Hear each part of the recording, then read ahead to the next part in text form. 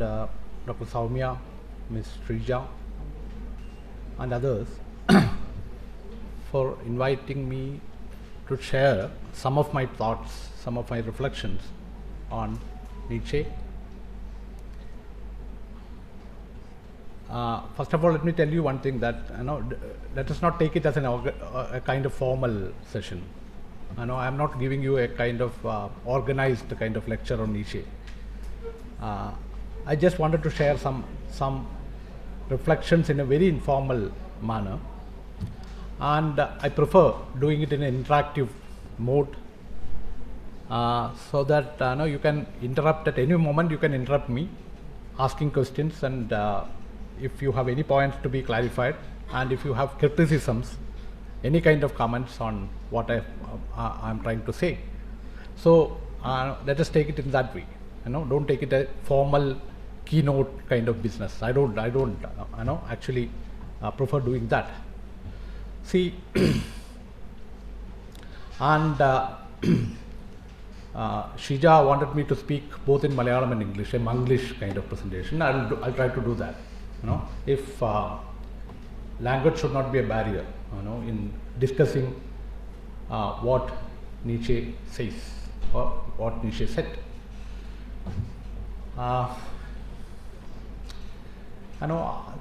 One of the difficulties that I face here is that talking about Nietzsche itself is a difficult endeavor. Like I would say that Nietzsche is not a philosopher, first of all. Even Nietzsche don't consider himself as a philosopher, right? I would say that he is in the borders of philosophy, and trying to problematize the very discourse of philosophy. Okay, so discussing Nietzsche philosophically is another difficulty, right? How to philosophically engage a thinker with a thinker who himself is not a philosopher. Okay. ചിലപ്പോൾ നിങ്ങൾക്ക് ഇത് പറയുമ്പോൾ ഒരു പ്രശ്നം തോന്നും, കാരണം the whole seminar is on the philosophy, Nietzsche and philosophy and so on. But see, philosophy means what? First of all, we normally take philosophy as a kind of as a field of conceptual analysis, a conceptual kind of engagement, or conceptual engineering, so to say. Either you construct a system building kind of thing, a conceptual engineering business, and or you do some kind of conceptual exercise, conceptual analysis, doing some kind of conceptual engagement. So both in these two senses, I don't consider Nietzsche as a philosopher, because Nietzsche was not interested in system building kind of thing. No system building in philosophy, in Nietzsche's thinking. He is not interested in constructing a system, philosophical system. So he is not a philosophy or conceptual engineer in that sense. And neither he was a conceptual analyst, because he was not interested in conceptual analysis. Some other kind of genealogical or historical kind of analysis you can find, but no conceptual analysis in Nietzsche. So especially as far as a student of philosophy, I would say that we don't actually, in the syllabus, you can go through the syllabus of philosophy, you don't find much space for Nietzsche's thinking, and it is precisely because of this reason that I would say that Nietzsche is important for philosophy. Okay, not because he is a philosopher, because of his membership with the philosophical community, but because of his position outside philosophy, that he is important for philosophy. This is one of my initial reflections on Nietzsche. So talking about Nietzsche philosophically is a very difficult kind of exercise. So I don't go for that here, because in Nietzsche, as many of you know, that there are many concepts. Of course, there are many concepts, like in the inaugural session, your coordinator has pointed out that there are some concepts like eternal return, will to power, and very notions, many concepts that are available in Nietzsche's writings. But you do not find any kind of what you call philosophical argumentation, no substantiation. Like he was not bothered in arguing out the case that you cannot just see or find any kind of rational or philosophical justification, logical justification in support of his claim, either the eternal return or the power, will to power, of slave morality and so on. So, see, then what am I supposed to do now? What is it that a student of philosophy expected to do while engaging Nietzsche? This is one of the difficulties that I face, and I will just start with this difficulty and try to have some kind of what you call kind of free reflections on Nietzsche, Nietzsche's thoughts, Nietzsche's thinking, not Nietzsche's philosophy. Okay. So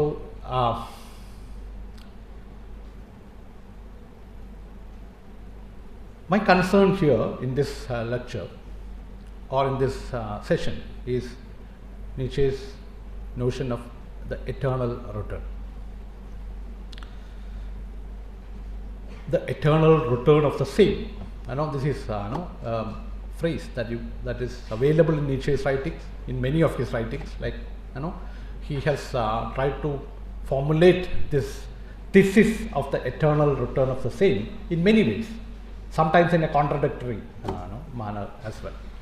So, how to make sense of it is seemingly a kind of absurd notion, right?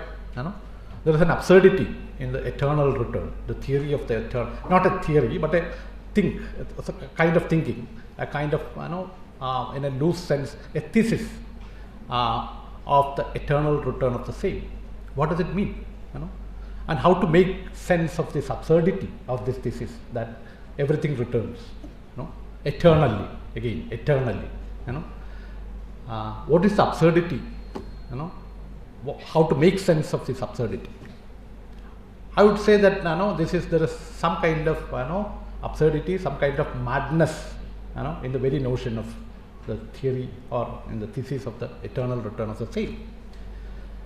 But there is a method in that madness. Okay, how to find out the method in Nietzsche's madness, especially in his concept of the concept of the eternal return of the same. This is the challenge that we have now.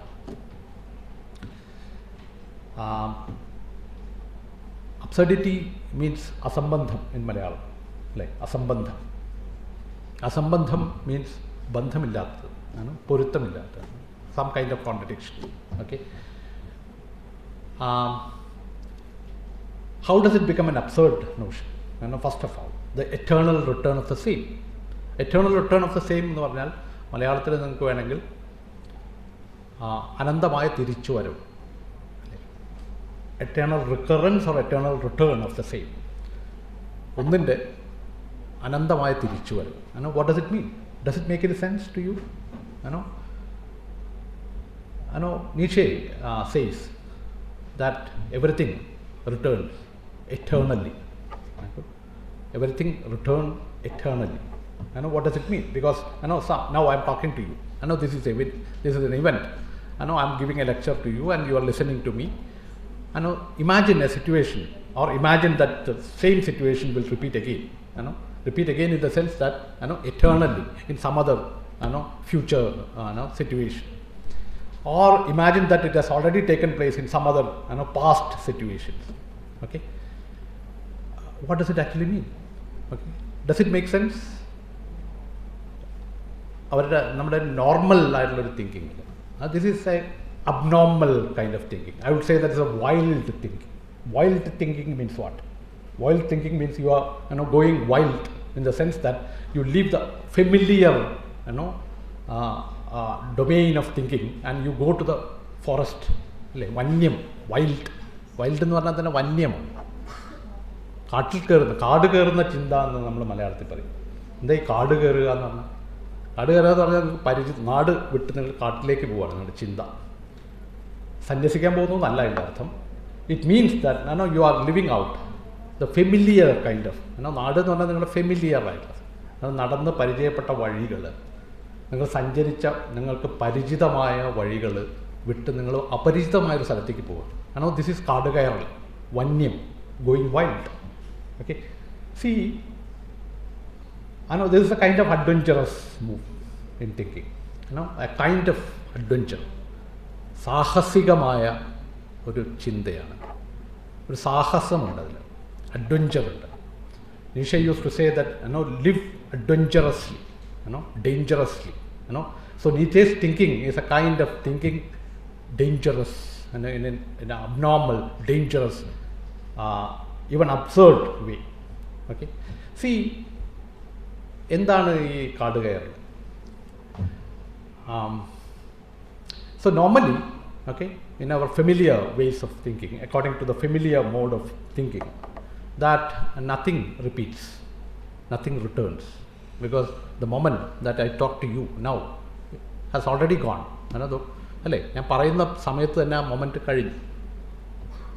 ടൈമിനെ നമ്മൾ കാണുന്നത് as A linear kind of thing, A line, A straight line. There is a point here, and there will be a point after this, which you call future, and there will be another point, and you think of time as a linear kind of linearity of time, past, present, and future. Okay, and each moment in this linear time is irrepeatable. Like ഈ moment നിങ്ങൾക്ക് repeat ചെയ്യാൻ പറ്റുമോ? ഇപ്പോൾ അടുത്ത moment a kind of mathematical point. Okay, think of time in a mathematical manner, that there are some dots. Okay,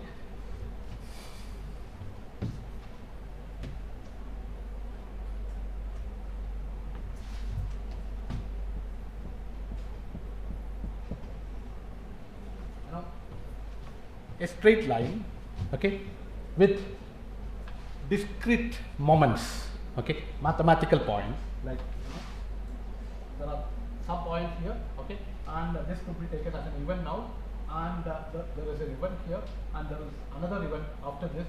Okay, so there is a kind of before after structure of time. Okay, a kind of linear structure of time. Okay, this is a linear notion of time, and the time which we have, the sense of temporality that we have, is actually based on this linearity of time, the linear understanding of time, time as a line. Okay, a mathematical points. Okay, see, am I audible to you? See, so there is a kind of before and there is a sense of after. Okay, so there will be a moment after this, and there was a moment before this, and each moment in this line is irrepeatable. There cannot be, there is no return of the same possible, according to your commonsensical understanding of calendrical time. According to our familiar notion of time, each moment is an irrepeatable moment. No repetition possible, no return possible, no recurrence possible. Okay, this is finished. ഈ moment കഴിഞ്ഞു അല്ലേ? ഈ moment ഇനി എവിടെയാണുള്ളത്? Only in your memory. Okay, the retentional aspect of the present, that it is being retained in your memory. The past is a retentional moment, retentional aspect of this particular present moment. It can no longer exist outside your memory. അല്ലേ? ഇതിനപ്പുറത്ത് നിൽക്കുന്നില്ല. And the retention is being quantified as the past moment. അല്ലേ? ഇപ്പോൾ ഇന്നലെ നിങ്ങൾ പറയും, ഇന്നലെ എന്ന് പറഞ്ഞാൽ എന്താ? ഇന്നലെ എവിടെ നിൽക്കുന്നത്? Tomorrow can exist only in a calendrical time. Tomorrow means what? Tomorrow is എൻ്റെയും നിങ്ങളുടെയും ഒക്കെ യെസ്റ്റർഡേ എന്ന് പറയുന്ന ഒന്നാണ്. 17th, right? Today is 17th, right? 17th October 2023. And yesterday means what? 15th. Okay? Sorry, 16th October 2023. This is same, for me and for you as well, right? എനിക്കും നിങ്ങൾക്കുമൊക്കെ ഒരേ ഇന്നലെയാണുള്ളത്. Even though at the experiential level, my yesterday is totally different from the way you experienced your past. Okay, experiential level, at the phenomenological or the experiential level, my yesterday is different from your yesterday, and my future would be different from your future. My memory would be different from your memory. But according to the calendrical time, yesterday is yesterday for both myself and yours. Okay, universal kind of time. Okay, so calendar is a quantified time. Okay, the time which is quantified. Okay, and this is the concept of time that we have. We live in this time. വേണമെങ്കിൽ നമുക്ക് പറയാം, നിങ്ങൾ ജീവിക്കുന്ന കലണ്ടറിലാണ് അല്ലേ? നമ്മളൊക്കെ ജീവിക്കുന്ന ഈ calendrical ആയിട്ടുള്ള ടൈമിലാണ്. Where you have a linear notion of time, and each moment is an irrepeatable moment. There is no return possible. Okay, clear to you? Yeah. Suppose you have another time, like time as a circle. Just imagine a time, a concept of time, a circular time. Okay, what will happen if the time is a circle? Okay, time or circle, what kind of temporality that you have, you will have when your time is circular, having a circular notion of time.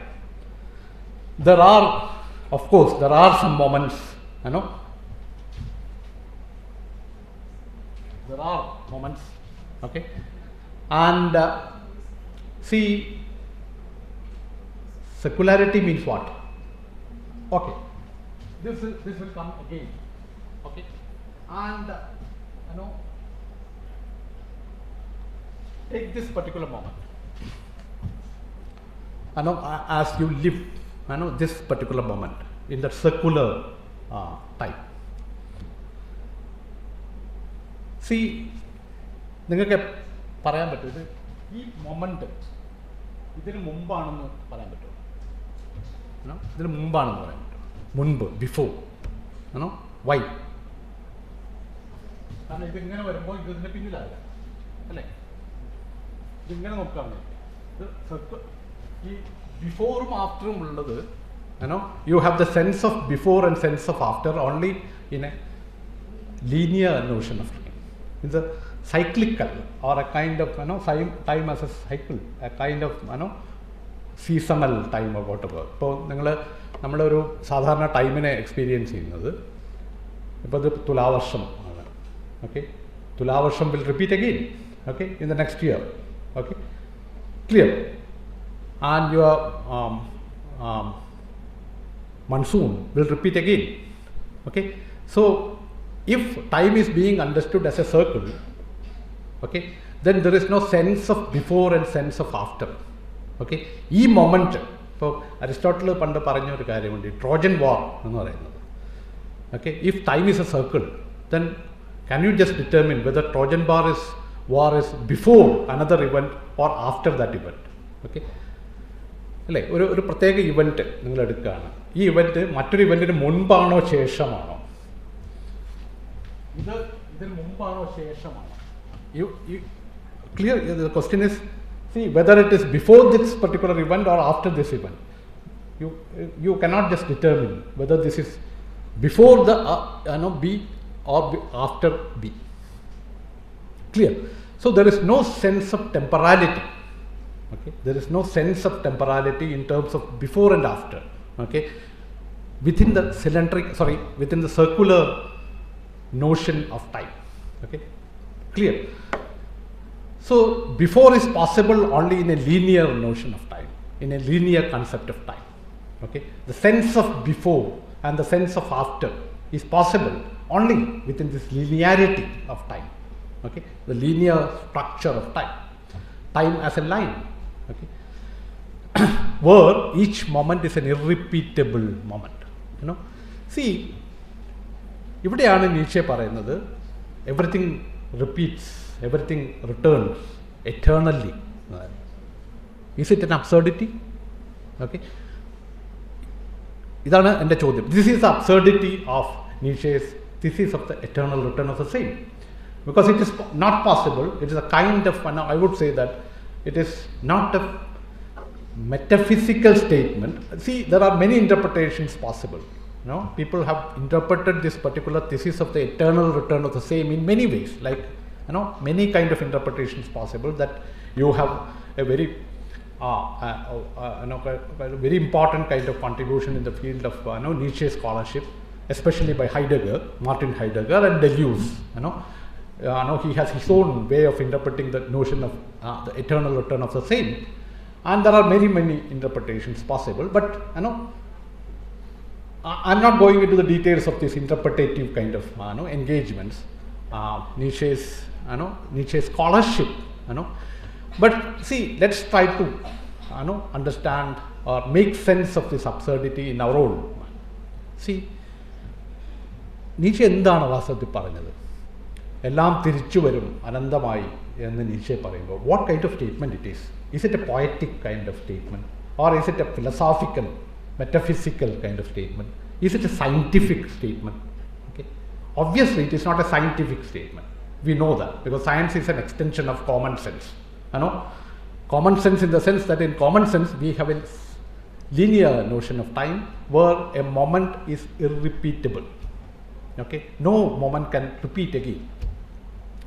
This is a commonsensical understanding of time because our common sense lives within the calendrical time.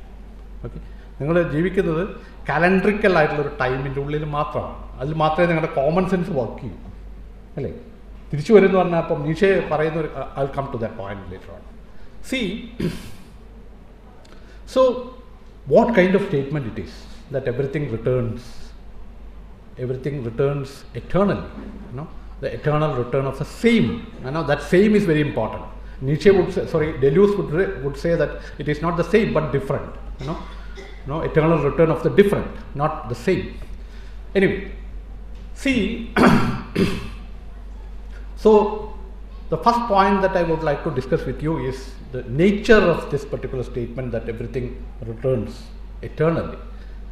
And I would say that it is not a scientific statement at all. Okay? Scientific statement means what? A scientific statement is a verifiable, verifiability. You have to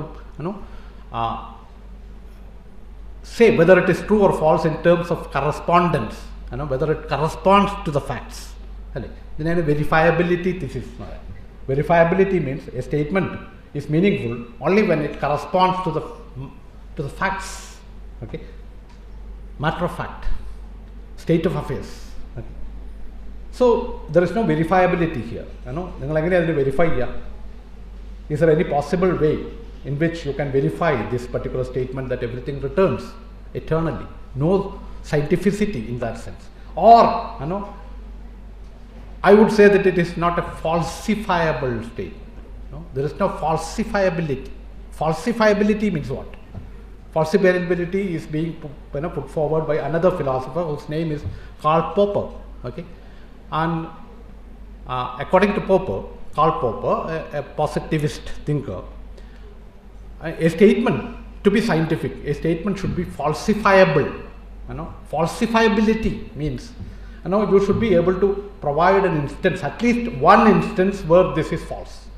This statement is false. This statement false ആണെന്ന് പറയാൻ കഴിയുന്ന ഒരു situation നിങ്ങൾ പറയണം, ഒരു condition നിങ്ങൾക്ക് provide ചെയ്യാൻ പറ്റിയാൽ മാത്രമാണ് ഒരു സ്റ്റേറ്റ്മെൻറ്റ് സയൻറ്റിഫിക് ആവും. So falsifiability is being taken as the condition or as a criterion of scientificity. Okay? A scientific statement, in order for it to be scientific, it needs to be falsifiable. It should have the falsifiability condition. അതായത് ഇപ്പോൾ ഒരു ഉദാഹരണം പറയാം. All swans are white എന്നൊരു statement. Popper would say that it is scientific. It is scientific in the sense that, why? Because നിങ്ങൾ എപ്പോൾ വെളുത്തതല്ലാത്ത ഒരു സ്വാനിനെ കാണുന്നോ അപ്പോൾ ഈ സ്റ്റേറ്റ്മെൻറ്റ് ഫോൾസ് ആവും, അല്ലേ? whenever you encounter an experience, a situation where you can see a swan which is not white, then the earlier statement is false. So this is a falsifiability condition.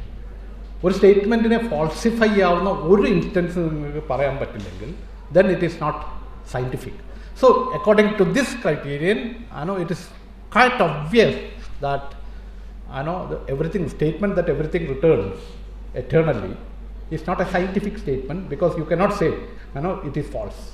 Okay, not that it is not the case that it is true or false. It is neither true or false. Okay, നിങ്ങൾക്ക് verify ചെയ്യാൻ പറ്റില്ല, നിങ്ങൾക്ക് ശരിയാണെന്ന് പറയാൻ പറ്റില്ല, തെറ്റാണെന്ന് പറയാൻ പറ്റില്ല. A statement which is neither true or false is nonsensical, a kind of nonsense. It doesn't make any sense at all. It doesn't have a cognitive value. Having cognitive value എന്ന് പറഞ്ഞാൽ എന്താ? Cognitive value ഉണ്ടാവുക എന്ന് പറഞ്ഞാൽ നിങ്ങൾക്ക് ഒന്നുകിൽ തെറ്റാണെന്ന് പറയാൻ പറ്റണം, അല്ലെങ്കിൽ ശരിയാണെന്ന് പറയാം. Okay, if I say that God is love, this is a religious kind of statement, a statement of faith or whatever, but it is not having any kind of cognitive value in the sense that you cannot say this particular statement is is true in terms of verification. Okay, or you cannot just say that it is false. Okay, it is neither false nor is it true. So this is a nonsensical nature of this statement. It doesn't mean that nonsense is something, as one of the philosophers claim, that it is an important nonsense. Metaphysics is an important nonsense. Okay. Anyway, see, my problem here is that this is not a scientific kind of statement. Don't take this particular statement of Nietzsche that everything returns eternally is not having any kind of scientificity, because it is not a falsifiable statement. And I would say that this particular proposition is not a metaphysical proposition. Metaphysical in the sense, and in philosophy it is being used as a technical term in philosophy. Metaphysics means any kind of any statement about what reality is. Any kind of statement about reality is a metaphysical statement. This is often a kind of misunderstood idea. Okay, നമ്മൾ പലപ്പോഴും metaphysics എന്ന് പറയുന്നത് മറ്റൊരു അതിഭൗതികം എന്ന് മാത്രമാണ്. Metaphysics, that term is misleading, that there is a kind of going beyond the physics, a kind of beyond. Meta means you go beyond, okay, the physical kind of thing, and so that is a misleading kind of meaning, because metaphysics means anything could be a metaphysics. Any talk about reality is a metaphysical talk. Any statement about reality, if someone says that reality is material, Marxists and materialists, if they claim that reality is material in nature, that is a metaphysical statement. So even a materialist can be a metaphysical, materialism can be a metaphysical kind of system, that any claim, any kind of statement about what reality is, okay, any claim, any kind of talk about reality as such, not a particular part of reality, but taking reality as such, okay, clear, okay, is metaphysics. And I would say that this particular idea of Nietzsche, a statement of Nietzsche that everything returns eternally, is not a metaphysical statement. It is not about reality. He doesn't mean that everything will repeat again.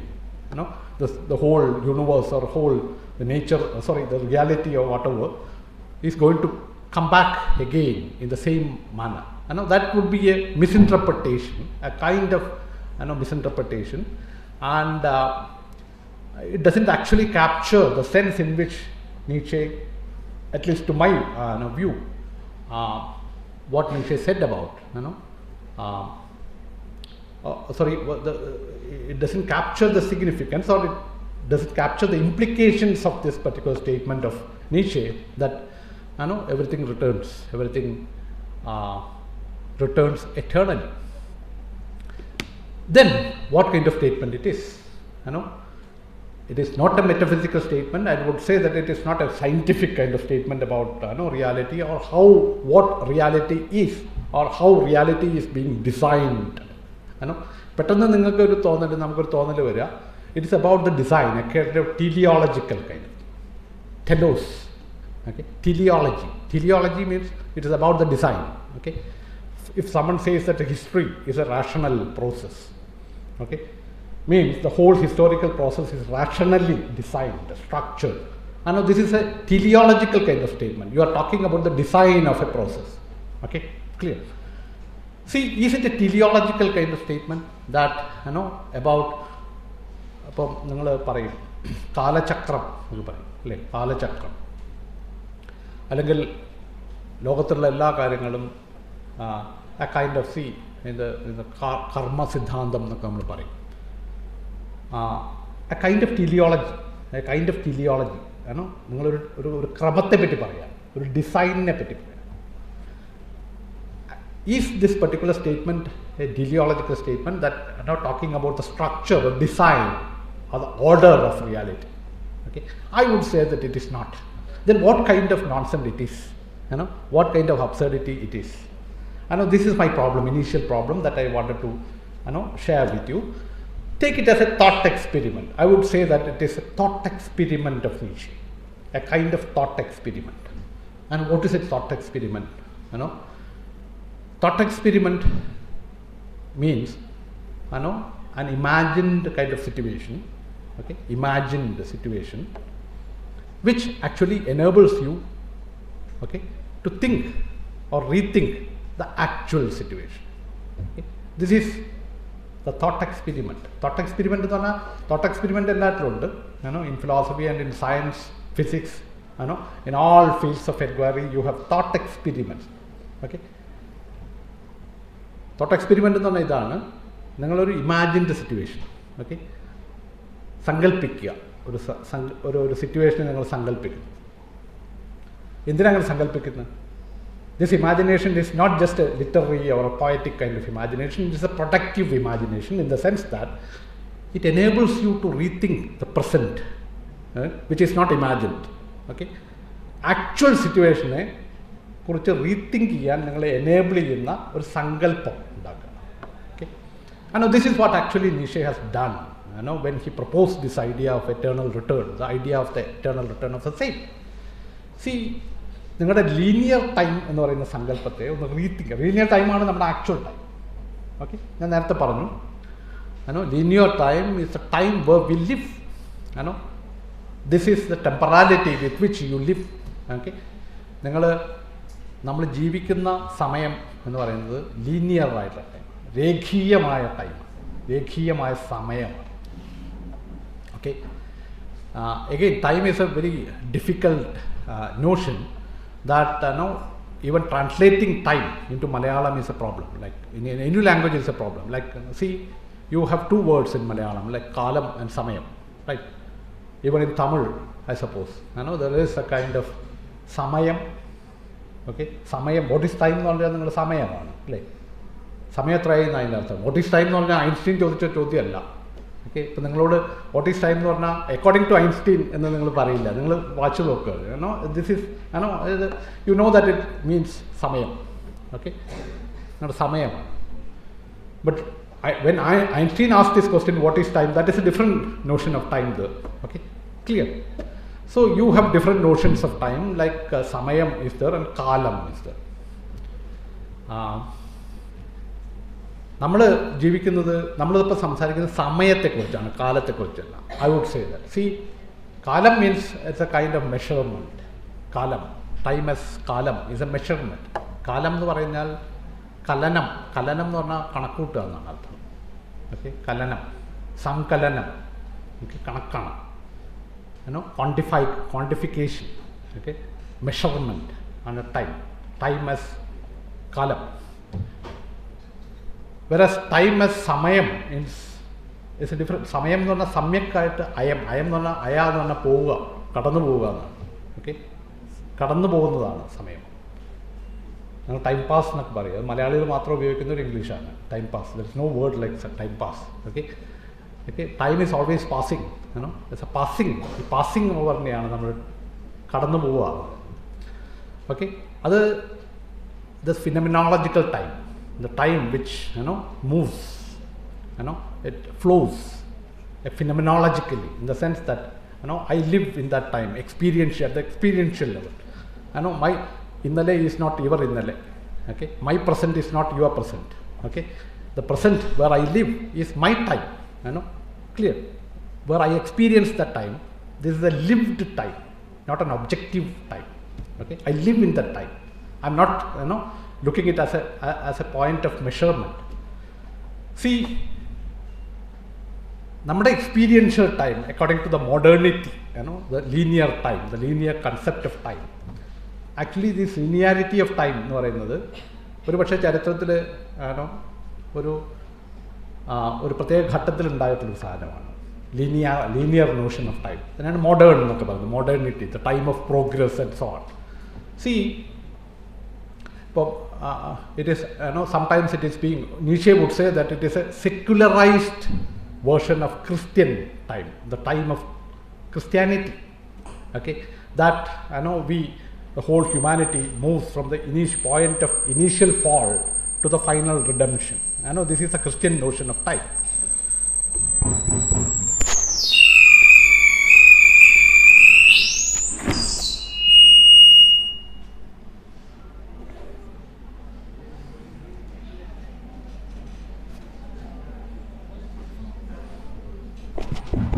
Yeah, fine.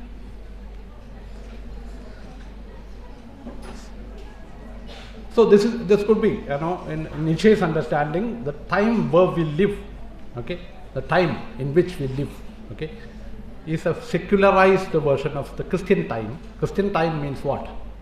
Time is a process, is a kind of progressive movement from the point of initial fall to the final redemption.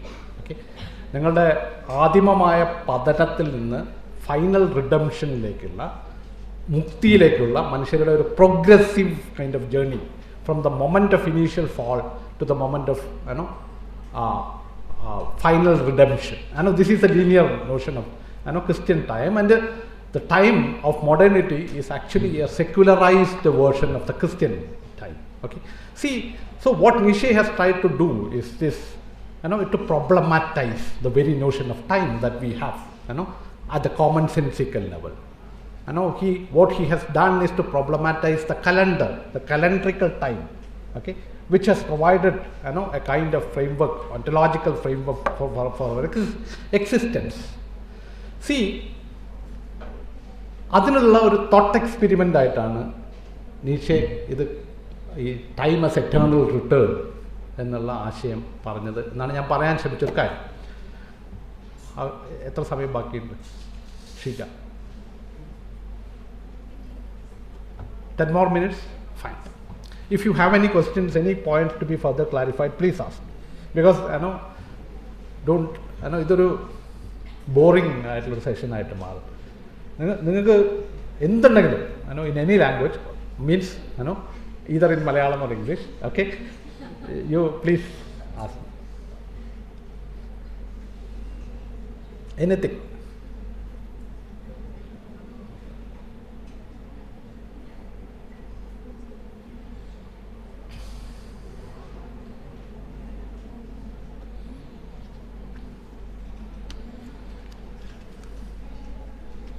Yeah.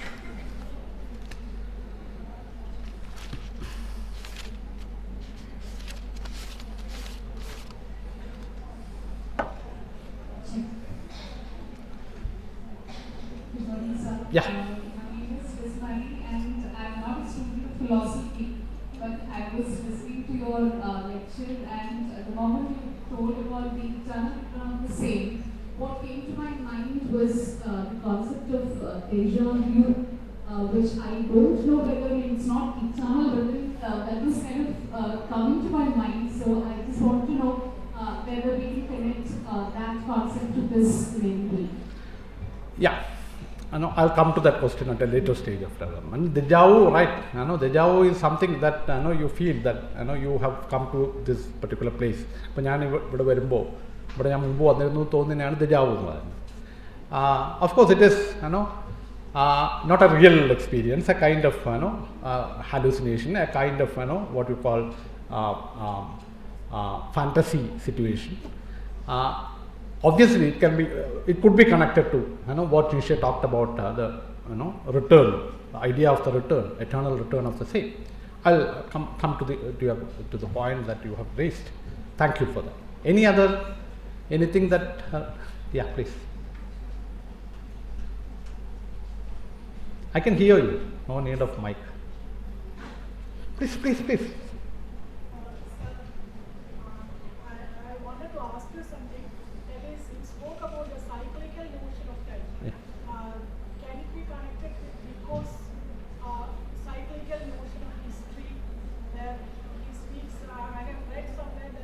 modernists like Joyce have been very much influenced by this cyclical Yeah, yeah. history. Yeah. So, and I think, I mean, please say whether my notion is right or wrong, whether it is wrong. The Western concept of time is more linear, whereas the Eastern concept is cyclical. Is it right? Personally, I don't agree with that kind of classification. That even in the West, the pre-modern period, you could even the Greek look at the Greek experience of time. You would see an entirely different kind of time, a kind of circular, cyclical notion of time. So it is not fair to say that it is an Indian way. Of course, you have an idea of chakram, kala chakram, and all. But in every civilization, I would say that there is a point where you have a kind of cyclical or linear, non-linear kind of understanding of time. See, calendar, the calendrical time, of course, it is more related to the point, the origin of modernity and so on in the West. But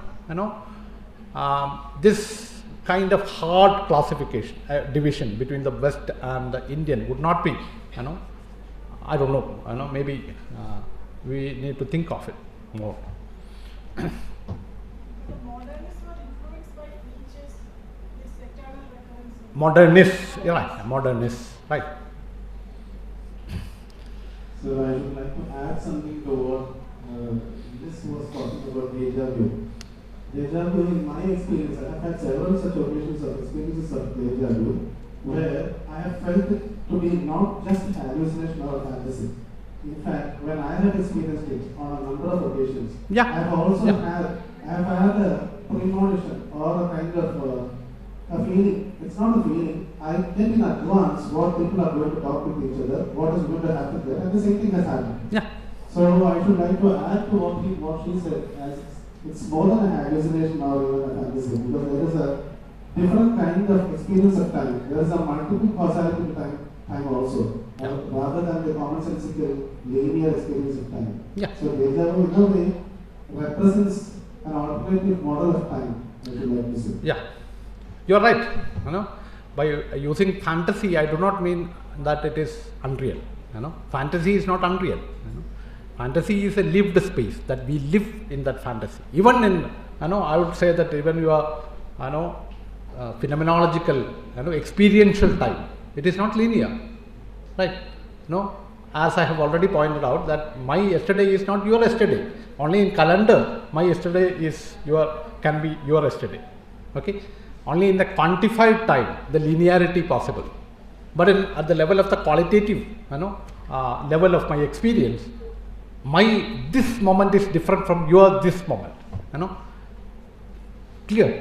Like, കലണ്ടറിൽ മാത്രമാണ് ഈ ദിവസം എൻ്റെ നിങ്ങളുടെ ഈ moment ഇപ്പം ഞാൻ എന്തൊക്കെയാണ് ചിന്തിക്കുന്നുണ്ടാവുക ഇപ്പോൾ ഈ മൊമെൻറ്റിൽ അടുത്ത മൊമെൻറ്റിനെ ഞാൻ പ്രതീക്ഷിക്കുന്നത് എനിക്കിത് കഴിഞ്ഞിട്ട് ഒരു കാര്യം വേറൊരു കാര്യം ചെയ്യാനുണ്ട് I expect my say my beloved, okay, you expect it. So future is a kind of potential aspect of your present, this moment, അല്ലേ? ഫ്യൂച്ചർ എവിടെയാണ് ഉള്ളത്? ഫ്യൂച്ചർ കലണ്ടറിൽ മാത്രമേ ഉള്ളൂ, നാളെ എന്നുള്ളത്. എൻ്റെ നാളെയും നിങ്ങളുടെ നാളെയും entirely different. My future is my expectation, my potential aspect of this present. So there is no linearity at this level. So linearity, I would say that is possible only in a calendrical kind of time. And deja vu could be one of the instances where you can see that the linearity is disrupted. Okay. But so not even in our day-to-day kind of experience, like a phenomenological, the way you experience your time, there could not be anything called linearity. I would agree with you on that point. See, the point that I want, any other reflections on? Anything, it would be a criticism even. So can deja vu be connected with collective unconscious, the theory of collective unconscious? You are actually tempting me to talk about the idea of collective unconscious.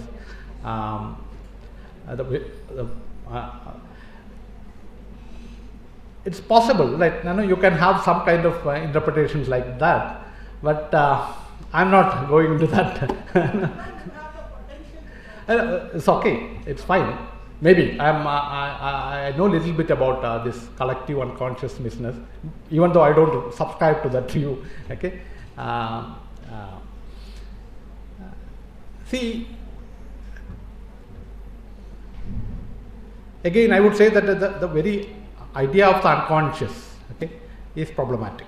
Like, what is this unconscious? Okay, of course, you have a whole lot of theories about unconscious and so on, but I don't personally, if you ask a question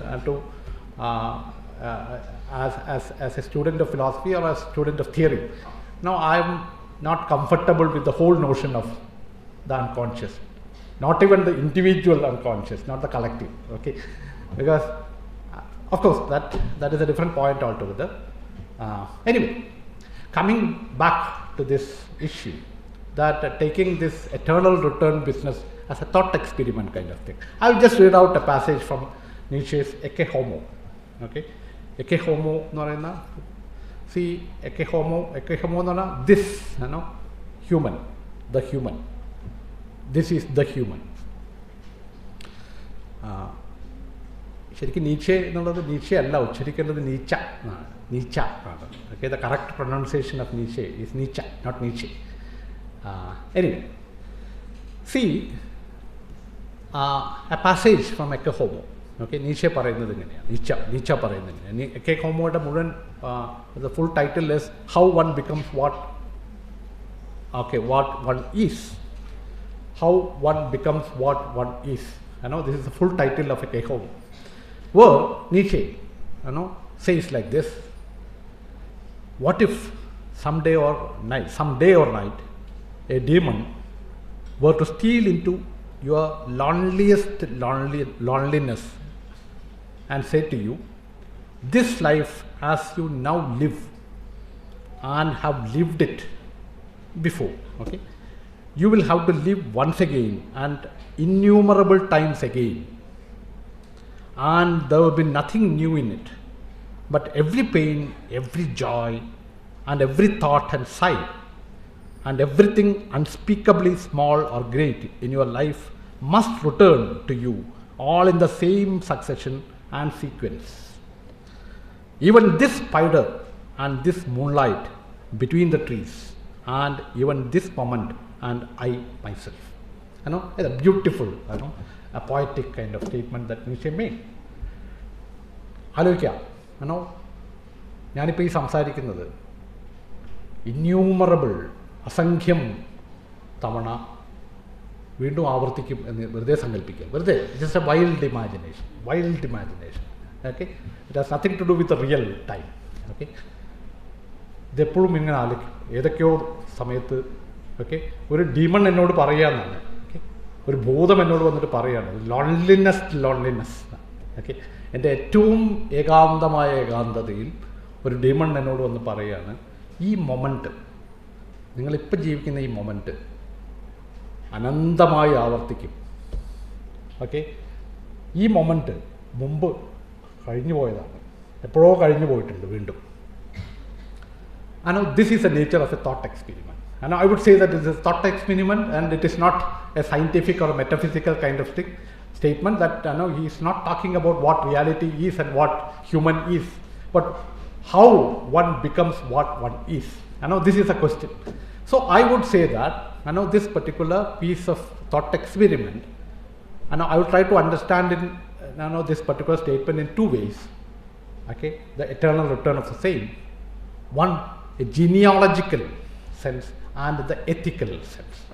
I would personally, my interpretation or my kind of way of understanding of Nietzsche's, but this particular statement is, it has two, I would say that there are two senses in which one can understand the very idea of the eternal return of the same. One is a genealogical kind of sense, and an ethical sense. So genealogical in the sense that the question of genealogy is this, precisely this, that how one becomes what one is. A kind of looking back to the history, not history but genealogy, okay, to inquire, to find out the meaning of what we are. Okay, how does one becomes what he is or what she is. I know this is a whole question of genealogy, a kind of different way of doing history, not a linear kind of doing history, but understanding the present. Okay, a kind of understanding the present in the sense that you try to look at yourself and ask this question: how do we become what we are? You know, there is a whole question of genealogy, and this particular thought experiment makes sense. I will try to make sense in, of this particular idea in terms of Nietzsche's favorite expression, genealogy. Okay, Nietzsche പലപ്പോഴും ഉപയോഗിക്കുന്ന ഒരു വാക്കാണ് genealogy. ഈ genealogy എന്നുള്ള വാക്കാണ് modern contemporary തിയറിയിൽ ഫുക്കോനെ പോലുള്ള ആളുകളൊക്കെ ഉപയോഗിക്കുന്ന ജീനിയോളജി എന്ന് പറയുന്നത്. Genealogy means what? A kind of വംശാവലി, going to the root. Okay, വംശത്തിലേക്ക് പോവുക എന്നാണ്. Okay, a kind of radical kind of innovation. Radical in the sense that radical means what? Today morning, madam was using that term radical thinking. Radical means going to the root. Rado is root. You are actually going to the root of the problem. Okay, and you try to understand not it as a past kind of thing, but looking at the present and asking the question: how do we become what we are? Okay, the history of the present. Foucault would say that it is the history of the present. വർത്തമാനത്തിൻ്റെ ചരിത്രമാണ്, പാസ്റ്റിൻ്റെ അല്ല. പാസ്റ്റിൻ്റെ history അല്ല, അല്ലെങ്കിൽ പാസ്റ്റിൻ്റെ story അല്ല. You try to understand the history of the present. How do we become what we are? See, so this is, this idea of the eternal return of the same has to be understood in two important senses, one in the genealogical sense and the ethical sense. I don't have much time to discuss all this, these two dimensions of this, or two senses in which this particular idea can be understood. But still, I'll try to explore the ethical aspect, leaving the genealogical. See, ethical. ഇപ്പോൾ ഇത് മാത്രം നിങ്ങൾ ആലോചിക്കാം, വേറൊന്നും. എല്ലാം നിങ്ങൾ ചിലപ്പോൾ ഈ ലെക്ചർ ഒന്നും മറന്നുപോയാലും ഒരു കാര്യം ആലോചിക്കുക. എന്തിനാണ് ഇങ്ങനെ ഈ മൊമെൻ്റ് അനന്തമായി ആവർത്തിക്കും എന്ന് ഞാൻ ഒരു ഭൂതം വന്ന് എന്നോട് പറയുന്ന ആ മൊമെൻ്റ്, അത് ആ ഒരു തോട്ട് എക്സ്പെരിമെൻ്റ് എടുക്കുക.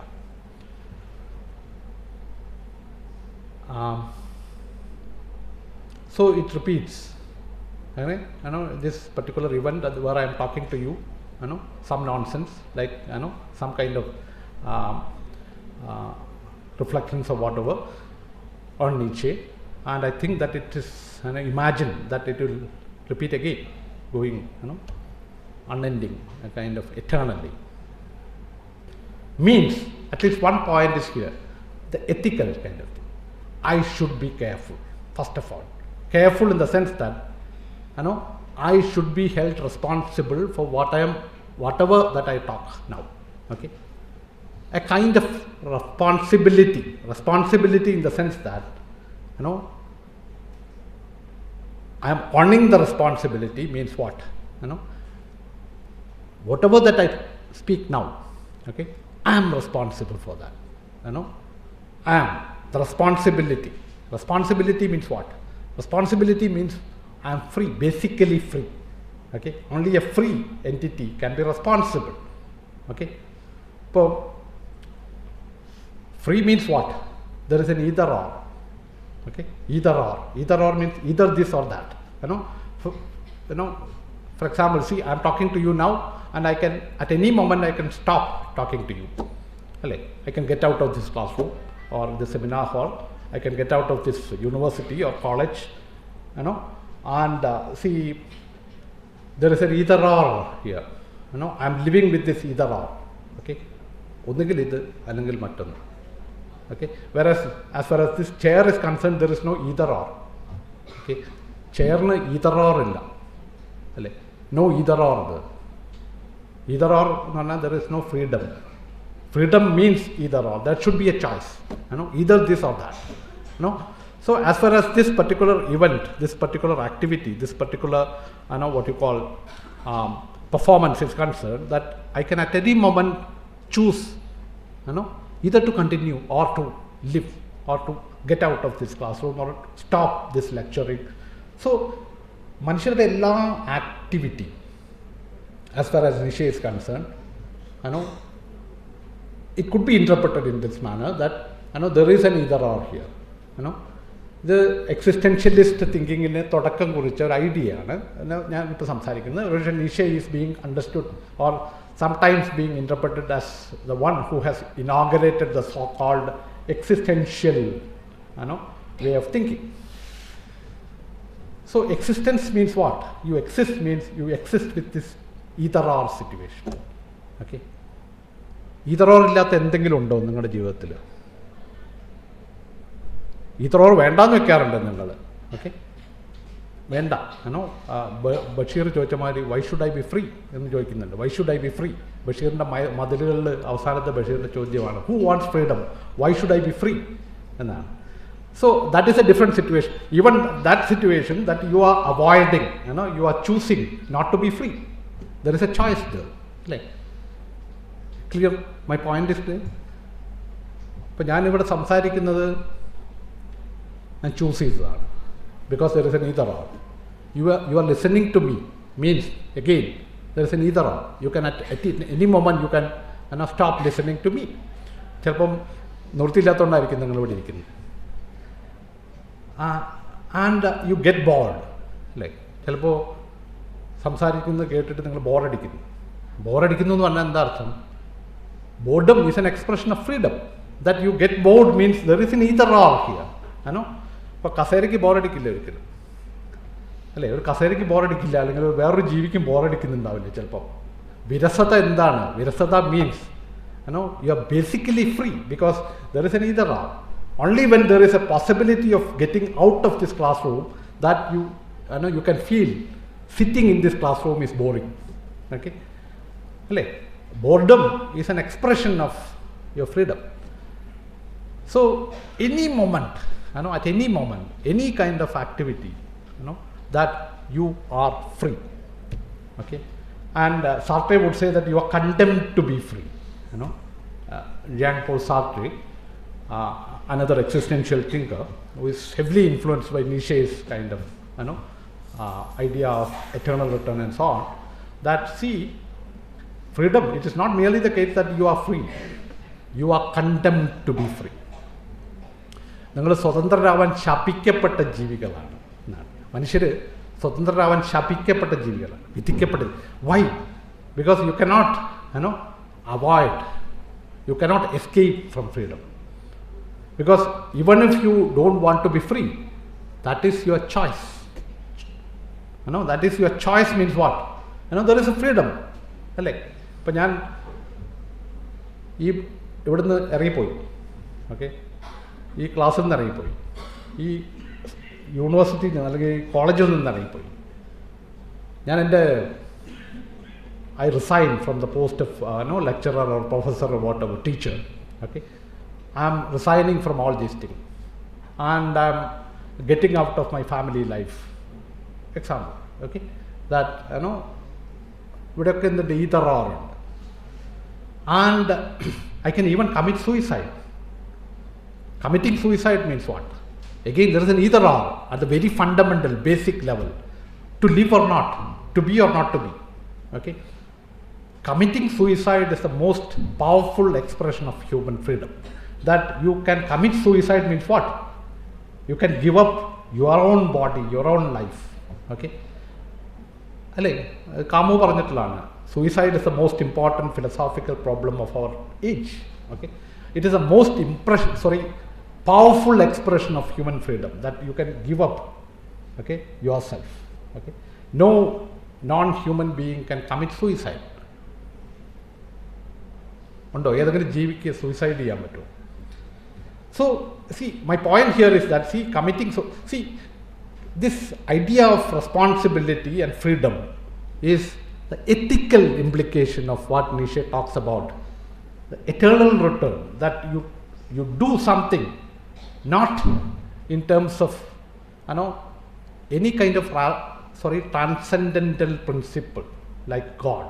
Because God is dead, this famous Nietzschean statement that God is dead, that there is no standard, there is no transcendental kind of perspective or transcendental value in terms of which you can choose one situation or another situation.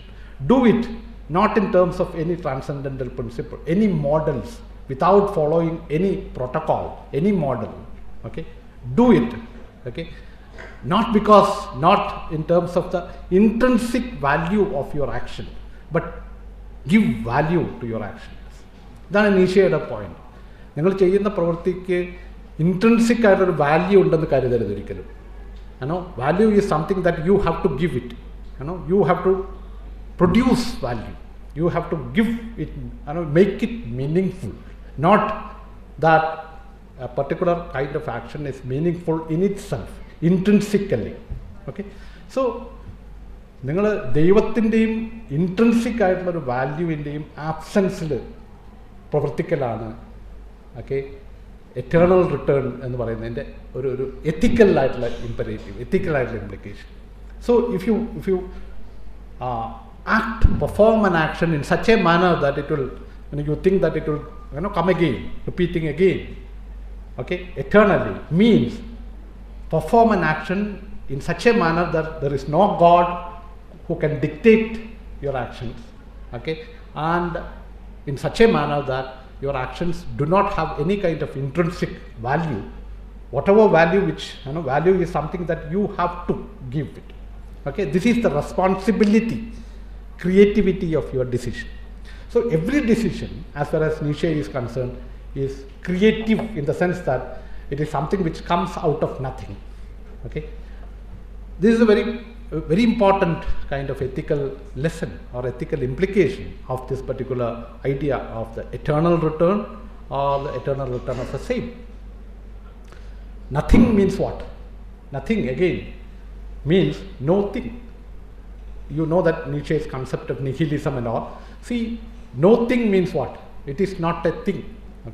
So you are not a thing. This is basically the idea of nothingness. I am not a thing. I am not a thing means what? I am nothing. I am nothing means what? There is nothing which there is nothing which actually prohibits you from performing a particular action.